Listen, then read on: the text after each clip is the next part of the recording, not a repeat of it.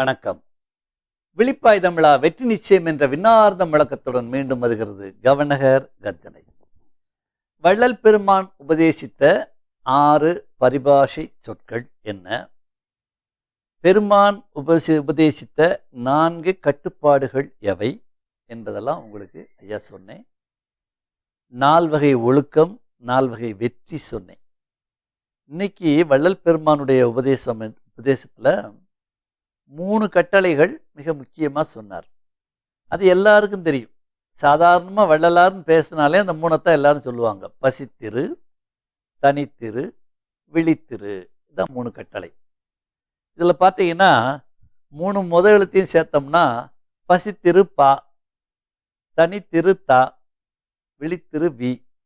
சரி, 3 ஒன்று சேர்த்தா பதவி. என்ன பதவி? கடைசியில் திரு திருன்னு முடியும். திருனா இறைவன்.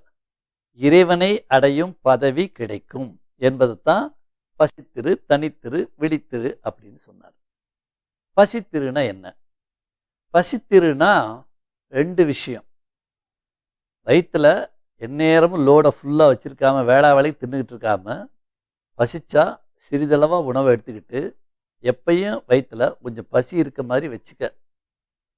முக்கியமாக தவம் பண்ணும்போது சோறு சாப்பிட்டுட்டோ வேற எதையும் சாப்பிட்டுட்டு தவம் பண்ணால் ஒன்றுமே வராது. தவம் பண்ணுறவங்க வெறும் வயிறோட பண்ணாதான் எஃபெக்ட். அதனால பசித்திரு அப்படின்னா. இன்னொரு பொருள் என்னன்னு கேட்டிங்கன்னா, மனதளவில், அறிவளவில், சித்தத்தின் அளவில் பசித்திருன்னா என்ன அர்த்தம்னு கேட்டிங்கன்னா, நிறைய தத்துவங்களை போட்டு மண்டையில் குமைஞ்சிக்கிட்டு அவர் அப்படி சொல்லியிருக்காரே, இவர் இப்படி சொல்லியிருக்காரே, வேதாந்தம் இப்படி சொல்லுதே, சித்தாந்தம் இப்படி சொல்லுதே, புத்தர் இப்படி சொல்லியிருக்காரே, இப்படி குழம்பாத. எல்லாத்தையும் படிச்சுக்க, ஒதுக்கி வச்சிரு. உள்ள ஸ்பேஷியஸாக இரு. வெட்ட வெளியாரு, சுத்த வெளியாரு. புதிய இன்ட்யூஷன் மண்டையில் இறங்குச்சுன்னா அது நுழையிறதுக்கு இடம் வேணும். புரியுதா? அதனால தான் ஜென் கதையில் சொல்லுவாங்க, ஒருத்தர் இப்படி தான் உபதேசம் வாங்க ஒரு குருநாதர்கிட்ட வந்து ஒருத்தன் பேசிக்கிட்டே இருந்தான். அப்புறம் அவர் என்ன சொன்னார், இந்த தண்ணி எடுத்துகிட்டு வான்னு சொன்னார். தண்ணி எடுத்துகிட்டு வந்து இன்னொரு டம்ளரை வச்சு இதை ஊற்றுங்கன்னாரு. ஊற்றுனார். ஊற்ற ஊற்ற நிறைஞ்சிருச்சு. இன்னும் ஊற்றுங்கன்னாரு. அப்புறம் ஊற்றிக்கிட்டே இருந்தார். அப்போ அவருக்கு ரொம்ப ஒரு சங்கடமாக போச்சு. எங்க அதை நிறைஞ்சிருச்சு, இன்னும் ஊற்றி என்ன செய்ய அப்படின்னு. அப்போ தான் சொன்னார், ஏற்கனவே நிறைய நிரப்பி வச்சுருக்கீங்க, இப்போ நான் உனக்கு எது சொன்னாலும் அது இப்படி தான் கீழே போயிடும், முதல்ல காலி பண்ணிட்டு வா, அப்புறம் பேசுகிறேன்னாராம். அது மாதிரி எவ்வளவு அறிவை நீ தேடி வச்சுருந்தாலும், எத்தனை மகான்கள்கிட்ட, எத்தனை குருமார்கிட்ட விதவிதமாக உபதேசம் வாங்கி வச்சுருந்தாலும், அது எல்லாம் வாங்கி அது ஒரு மூலையில் வச்சுக்கணும். ஆனால் மனதையும் அறிவையும் சித்தத்தையும் ஓப்பனாக ஸ்பேஷியஸாக வச்சுருக்கணும். இந்த ஸ்பேஷியஸ் அப்படின்னு சொல்கிறது தான் பசித்து இருத்தல். புரியுதுங்களா? எல்லாம் தெரிஞ்சு ஏகாபுரம் மாதிரி நடிச்சிட்டு இருக்கக்கூடாது. எப்போதும் கிராஸ் பண்ணுறதுக்கு அங்கே கொஞ்சம் இடம் இருக்கணும். அதான் பசித்திரு. புரியுதா? தனித்திருன்னா என்ன அர்த்தம்னு கேட்டிங்கன்னா, பி இண்டிவிஜுவல். சுயசார்புடையவனா இரு, இன்டிபெண்ட்டாக இரு, டிபெண்ட்டாக இருக்காத. இது இறைவனுடைய 8 குணங்களில் முதல் குணம், தன் வயத்தன் ஆதல் அப்படின்னு. தன் வயத்தன் ஆதல்னா என்ன? எனக்கு நானே போதும், அப்படி தனித்து இருத்தல். இப்போ மனைவி, மக்கள், கணவர், மாமியார், மாமனார், பெற்றோர், பேரம்பேத்தி, இப்படி எல்லாரோடையும் வாழ்கிறோம். எல்லாரோடையும் வாழ்ந்தாலும் அவரவருக்குரிய கடமைகளை சந்தோஷமாக செய்யணும். அவரவர்களுக்கு செலுத்த வேண்டிய அன்பெல்லாம் தாராளமாக வழங்கணும். வழங்கிட்டு நம்மளவில் எப்பயுமே நாம் எப்போ வேணாலும் இறைவனோடு செல்வதற்கு தயார் நிலையில் தனித்து இருக்கணும். அதான் தனித்திரு. எந்த கடமையும் செய்யாமல் குகையில் போய் படுத்துக்க, துறவு பண்ணு, மொட்டை போட்டுக்கோ, கொட்டை அடிச்சுக்கோ, அதெல்லாம் கிடையாது. மக்களோடு மக்களாக நீ கலந்து இருந்தாலும் மனதளவிலும் அறிவளவிலும் சித்தத்திலும் நீங்கள் தனித்து இருக்க வேண்டும். தாமரையிலை தண்ணீர் போல் இருக்க வேண்டும். தண்ணியிலே இருந்தாலும் தாமரையில் தண்ணீர் ஒட்டாது. புளியம்பழம் ஓடு போல் சொல்லுவாங்க. புளியம்பழம் பழுத்துருச்சுன்னா ஓடு தனியாக இருக்கும், உள்ள பழமும் கொட்டையும் தனியாக இருக்கும். அந்த மாதிரி மக்களோடு நீ பழகினாலும் உன்னளவில் நீ தனித்திருக்க பழக வேண்டும். அது பற்றற்ற நிலை. அந்த ரெனன்சியேஷன் சொல்லக்கூடிய பற்றற்ற தன்மையைத்தான் தனித்திரு என்று ஐயா அவர்கள் உபதேசித்தார்கள். முடிஞ்ச வரைக்கும் அந்த தவம் செய்யும் இடத்த தனி இடமா மாத்திக்கணும்.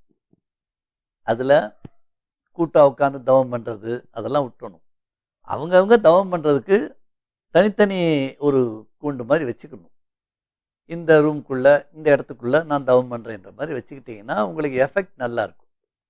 புரியுதுங்களா? அதுக்கு தான் நான் கூட சாப்பிட்டூர்னு ஒரு இடத்துல ஒரு 50 தவக்குடில்களை உருவாக்குறதுக்கு முயற்சி பண்ணிட்டு இருக்கேன்.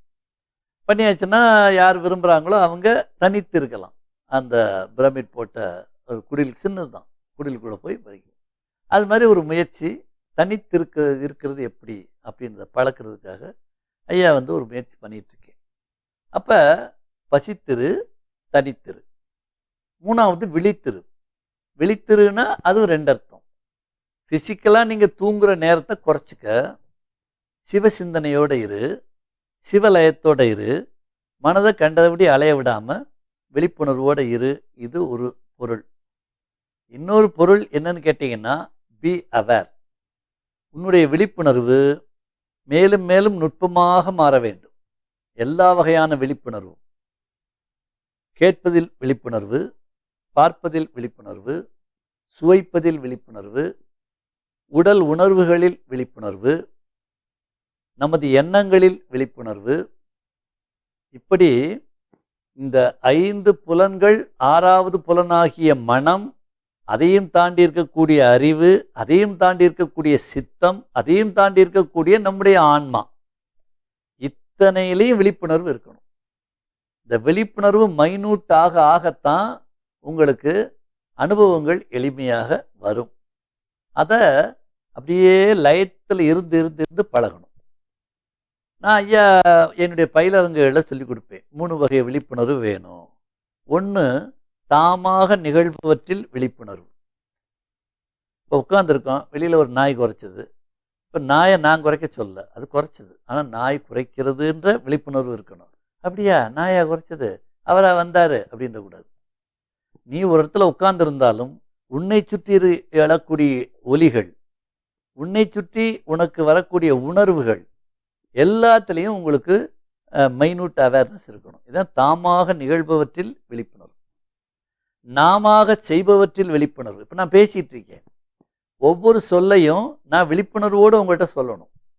எதையோ நினச்சிட்டு எதையோ பேசக்கூடாது. புரியுதுங்களா? நிறைய பேர் அப்படித்தான் பேசிகிட்டு இருப்பாங்க. அவனுக்கு தான் ஒருத்தர் அப்படித்தான், என் நண்பர் ஒருத்தர். ஒரு முறை நான் அவரை 4 மணிக்கு சந்திக்கிறதா சொல்லிட்டு போயிட்டு இருந்தேன். அவர் சந்தோஷம்னு ஒரு குரூப் இருக்குது, அந்த குரூப்போட அவருக்கு தொடர்புடையவர். எதுனாலும் சந்தோஷம் சந்தோஷம் சந்தோஷம் தான் ஆரம்பிப்பாங்க எடுத்த உடனே.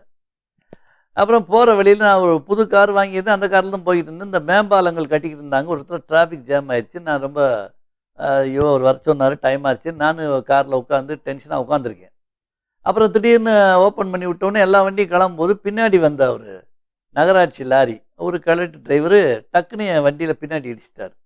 நான் என்னையான்னு அப்புறம் அவர் சத்தம் போட்டு அப்புறம் அதை கொஞ்சம் கசம்சா ஆயிடுச்சு, லேட் ஆயிடுச்சு. அப்புறம் திடீர்னு அவர் ஃபோன் பண்ணார். ஃபோன் பண்ணோன்னே வணக்கம் ஐயா, என்ன கவனரியா வரேன் நீங்க காணோம் அப்படின்னாரு. ஒன்றும் இல்லை, நான் அடையாறுகிட்ட வரும்போது சிக்னல் கிட்ட ஒரு லாரி என் காரில் இடிச்சிருச்சுனாரு. சந்தோஷம் அப்புறம் அப்படின்னாரு. சந்தோஷமா? அப்புறம் தான் தெரிஞ்சது சந்தோஷம்ன்ற அந்த வார்த்தையை அவர் விழிப்புணர்வோடு சொல்லலை. அப்படின்னு அப்புறம் எது சொன்னாலும் சந்தோஷம்ன்றார், அவ்வளோதான். அந்த மாதிரி இருக்கக்கூடாது.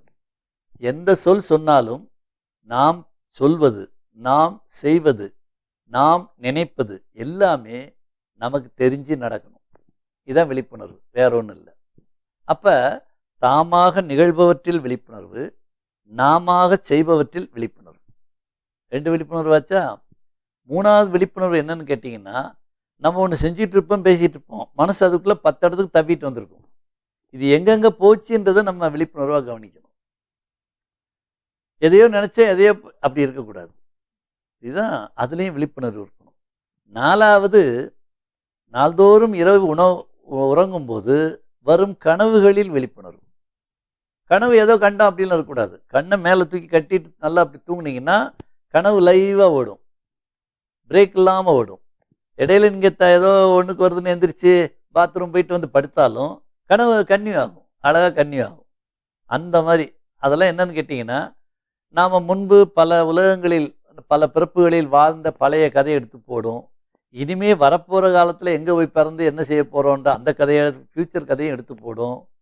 இப்படி பலவிதமான கதைகளை போடும். எங்கேயோ நடக்கிற விஷயத்தை நம்ம கூட்டு போய் காமிக்கும். இந்த ஆன்மா பிரயாணப்படும். இங்கே உடம்பை போட்டுட்டு அவர் இங்கேருந்து கிளம்பி போயிடுவார், ஆஸ்ட்ரல் ட்ராவல் பண்ண போயிடுவார். அதுதான் கனவு.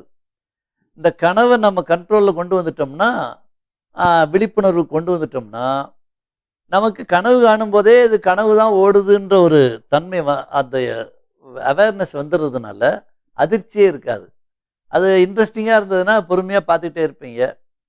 அது ஏதோ பழைய கந்தல் கதையை ஓட்டுதுன்னா சரி வேண்டான்னு சுவிட்ச் ஆஃப் பண்ணிடலாம், அவ்வளோதான். ஐயா ஒரு தடவை அந்த சுனாமி வந்தப்பெல்லாம் சுனாமி எப்படி வரப்போகுதுன்றதை முன்கூட்டியே அது கனவுல போட்டுச்சு.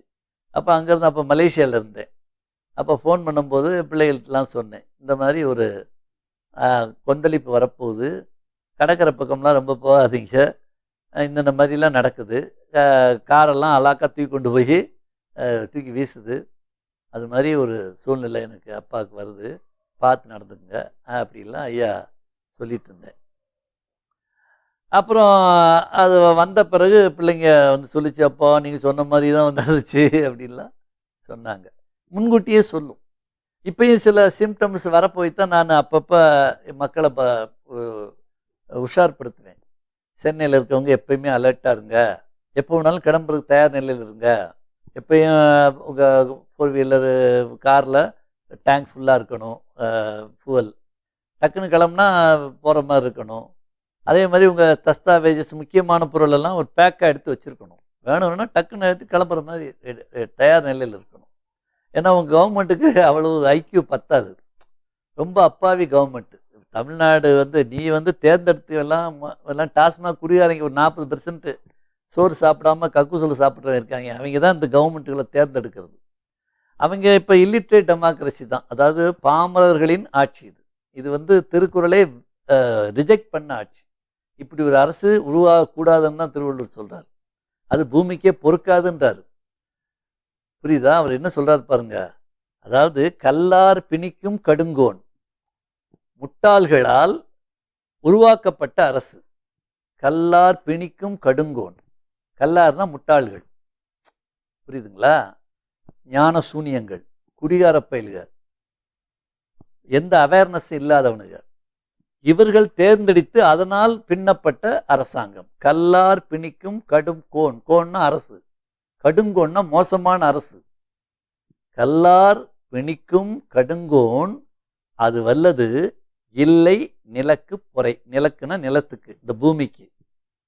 பொறைனா பொறுமை.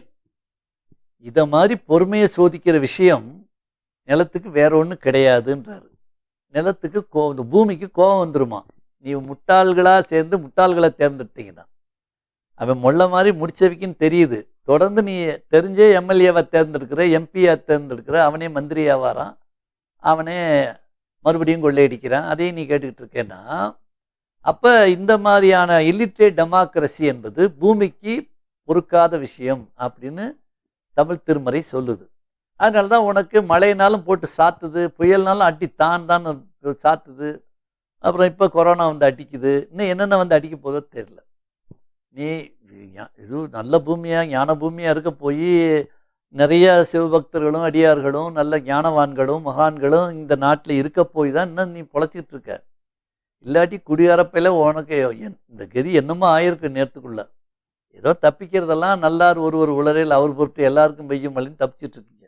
ஓகே, அதனால ஐயா என்ன சொல்ல விரும்புகிறேன்னா, இந்த விழிப்புணர்வு நமக்கு எல்லா நிலையிலையும் இருக்கணும். நாம செய்பவற்றில் விழிப்புணர்வு, தாமாக நிகழ்பவற்றில் விழிப்புணர்வு, மனத்தில் ஓடும் எண்ணத்தில் விழிப்புணர்வு, கனவுகளில் விழிப்புணர்வு, சமுதாய உணர்வில் முழு விழிப்பு நிலை இருந்தால் மட்டும்தான் அந்த சூழ்நிலைகள்லாம் புரிஞ்சுக்கிட்டு சரியான முறையில் நாம் நம்முடைய வாழ்க்கையை செலுத்தி எந்த அசம்பாவிதமும் நம் வாழ்வில் நிகழாமல் பாதுகாப்பாக வாழ்ந்து பாதுகாப்பாக இறைவனிடம் நாம் போய் சேர முடியும்.